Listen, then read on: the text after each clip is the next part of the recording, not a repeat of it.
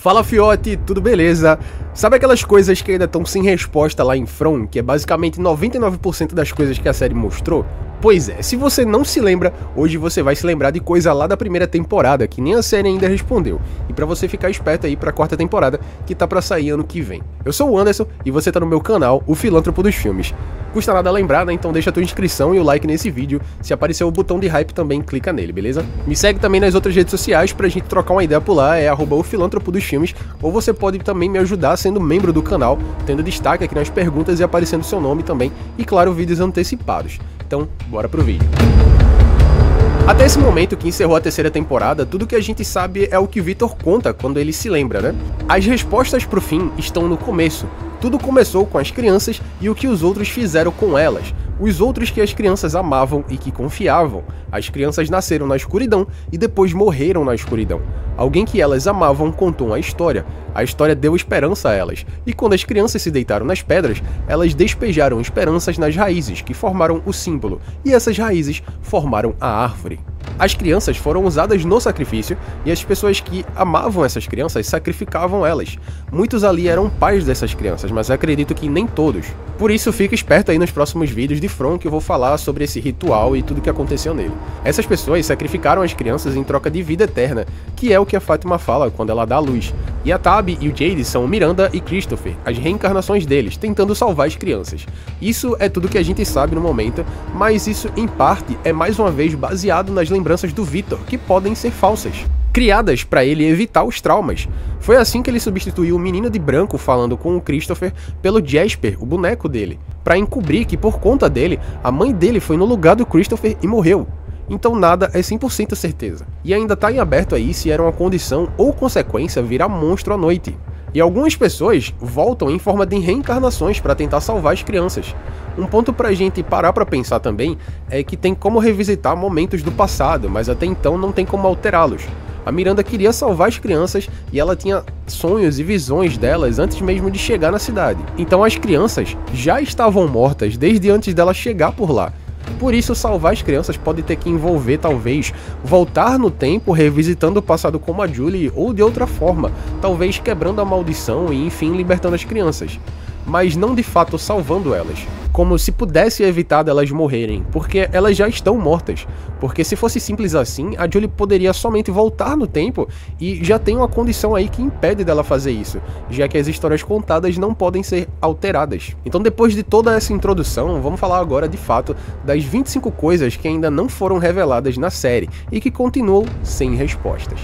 Quando o Jade tocou a música e eles dois lembraram de tudo, se lembraram que eram os pais daquela menina Ankui. Mas será que levar outras pessoas que agora a gente considera reencarnados também e tocar a música lá naquela mesma árvore, essas pessoas vão se lembrar de alguma coisa também? Tem uma lista de umas pessoas que eu acho que são reencarnações, tá na playlist aqui do canal. Assiste depois pra você entender com calma, mas basicamente eu acho que o Elgin, a Julie e mais algumas pessoas poderiam se lembrar de certas coisas também, se caso eles forem reencarnados, claro. Uma coisa que me deixa bem intrigado também até hoje é porque a Sarah matou o amigo do Jade, o Toby. Pela lógica, ela deveria ter matado o próprio Jade, né? E não tentarem, né? Talvez descobrir depois que eles eram reencarnações pra salvar as crianças. Então, pra que matar o Toby? Isso foi só um furo no roteiro, porque eles não tinham planejado nada ainda do futuro, naquela época, do Jade ser importante, ou isso foi pra tentar quebrar ele? Desde o primeiro vídeo que eu fiz aqui nesse canal, eu toco nesse assunto e ninguém acha que isso é importante, mas é. E eu tenho certeza. O bendito do cachorro que aparece, ele é especial. Ele apareceu pro menino de branco, apareceu pro Victor, pra Tabitha e pro Jim. Enfim, por que que ele aparece somente em certos momentos e por que dele aparecer? O que foi que andou também do lado de fora da cabana à noite, lá na floresta, quando o Boyd estava nos limites da cidade com a Sarah? E o que foi que também que estava andando do lado de fora daquele barraco, quando o Ken e o Jim foram procurar comida no assentamento? Foram aqueles totens que ganharam vida? Foram os monstros? O que será? Porque se fosse somente os monstros, eles teriam falado, né, tentando convencer a entrar, eles sempre fazem isso. Isso me deixou ansioso naquele episódio e os caras não acharam muita coisa na hora não, mas só que tipo, acaba sendo mais medonho do que se fosse somente os monstros, porque eles não entram, já que tem os talismãs. Mas nada garante que se for outra coisa, eles não vão entrar, né? Mais uma coisa que eu digo desde a primeira temporada e ninguém dá atenção, é que em 2 momentos o Victor fala que as árvores estão se mexendo, né? Que elas estão chegando mais perto da cidade e das casas. Aquelas árvores que ficam bem no começo da floresta. Isso é algo pra gente se preocupar? O sangue do Boyd ainda pode matar os monstros, ou já que ele não vê mais os vermes e passou pro sorriso, eles sumiram? O sangue do Martin foi uma certa esperança que eles tiveram, né? Já que dava pra combater as criaturas, pelo menos de algum jeito. Daí o Elgin teve a ideia de fazer um tipo de balas de prata e molhar com o líquido da Billy, né, que tirou lá do sorriso, mas não adiantou. O que fez o sorriso morrer foi o sangue sendo passado e também as palavras que o Boyd falou, né, o meu sangue é o seu sangue. E simplesmente esqueceram disso na história e ninguém mais tocou na possibilidade de matar um deles desse jeito de novo. Então, será que dá pra matar assim ainda ou não? Porque tu pensa só, se eles conseguissem matar todos eles e eles saem pra explorar a floresta à noite, tentando achar a árvore das garrafas que vai levar pro caminho que dá no farol, daqui que eles venham renascer de alguma forma, então dá pra geral sair da cidade, velho. É só pensar. E o Martin, quem ele era? Era alguém que desistiu de matar as crianças e foi acorrentado? O seu sangue ainda não tem respostas também, a gente não sabe de nada, né? Nem como e nem por que ele tinha sangue que conseguia matar aquelas criaturas. Por que todos os moradores da época do Victor morreram de uma vez só? Depois da revelação do Victor pra Miranda sobre salvar as crianças na torre, ela tentou ir lá na árvore das garrafas.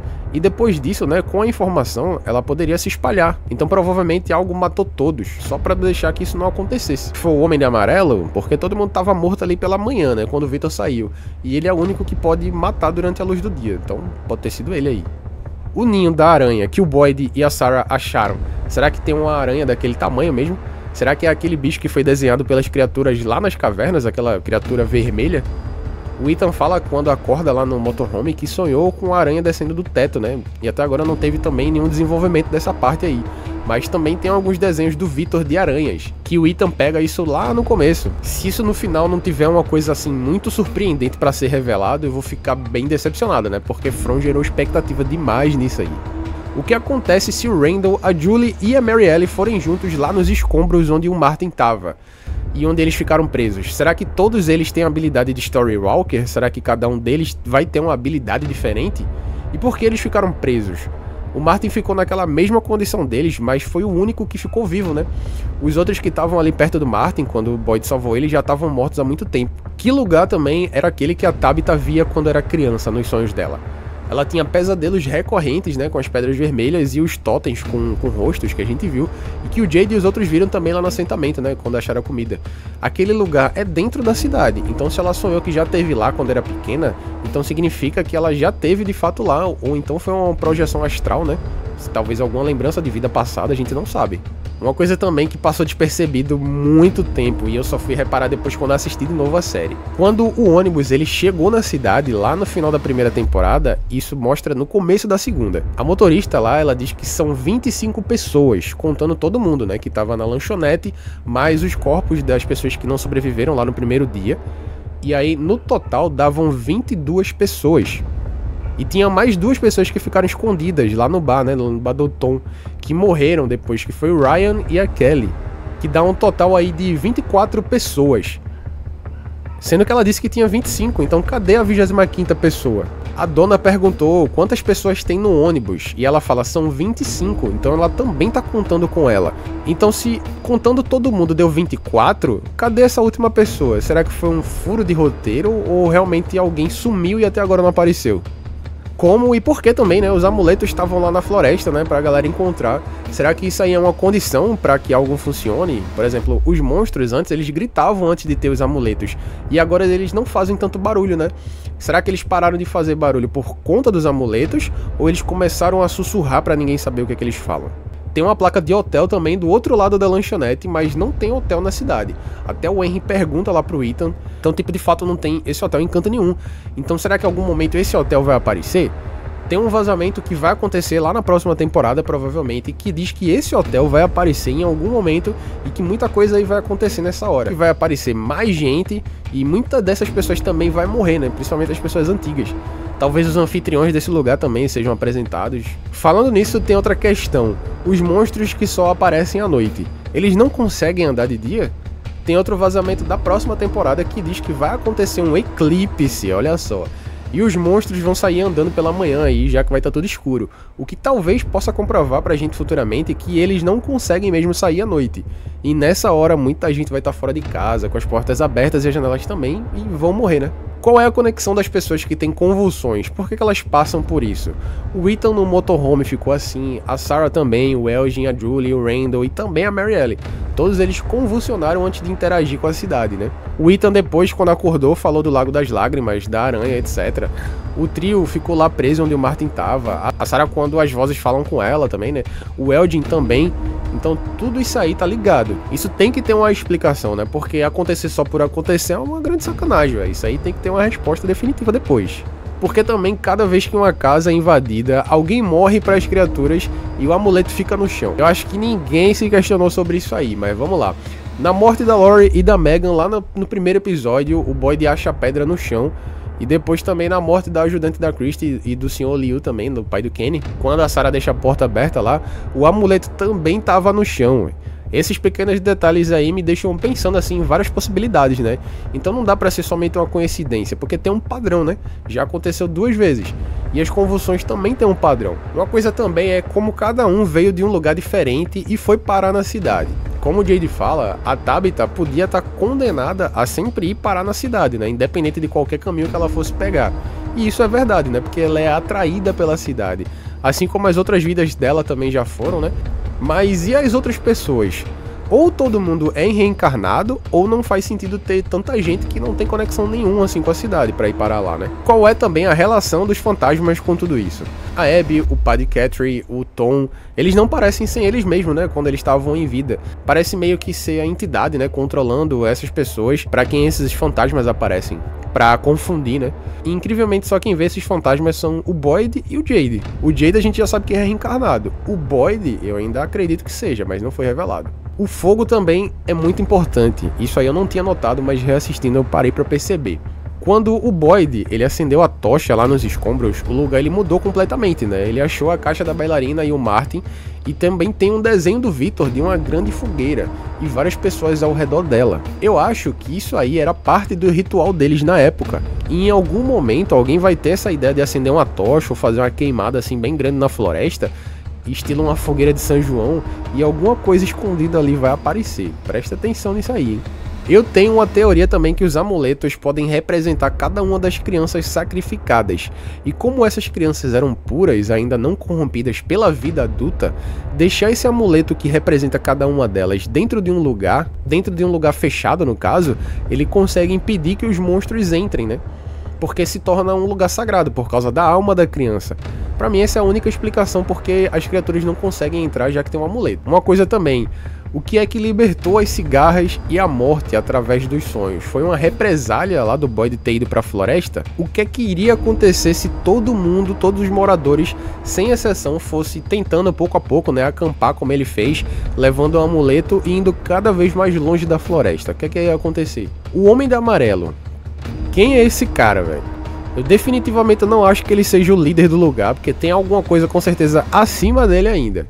Os monstros, eles são somente a ponta da lança, né, como a gente sabe. Então tem muitas outras coisas piores na floresta, segundo Martin. E o Homem de Amarelo é só um pouco pior que eles, eu acho. Ele ainda é um agente do caos ali dentro, mas deve estar recebendo ordens. Então eu arrisco dizer que ele é uma versão dos monstros normais, só que ele pode andar durante o dia. Até porque ele tem a mesma força que eles, né? Ele só não se transforma visualmente, né? Até então a gente não viu. Se os monstros também sempre renascem, eles são imortais, e não tem coisas assim que são capazes de matar eles definitivamente, né? Como o sangue do Martin, já que ele matou, mas eles voltaram. Então será que todos os monstros são os mesmos monstros desde o início? Será que tiveram outros monstros que chegaram depois, ou são sempre os mesmos? E por último, quem também teve a ideia de fazer as árvores das garrafas e deixar codificada aquela música que quando toca faz a pessoa se lembrar de tudo? O código é uma forma de enganar a entidade, e porque também tem 2 árvores da garrafa. Uma que a Miranda tentou chegar e que foi a mesma que a Tabitha passou para chegar no farol, mas também tem outra que o Boyd junto com a Sarah achou lá perto das aranhas, né? Fora que tem mais 2 fora da cidade, uma próxima da casa do Henry e outra no quintal dele, que foi a Miranda que fez, né? Mas e as outras? Quem foi que fez? Então é isso, essas foram as 25 coisas que eu acredito que ainda estão em aberto aí na série sem respostas, já que a origem dos monstros e das crianças já foram contadas. Só falta a motivação disso, o do porquê do sacrifício e porquê virar monstro, né?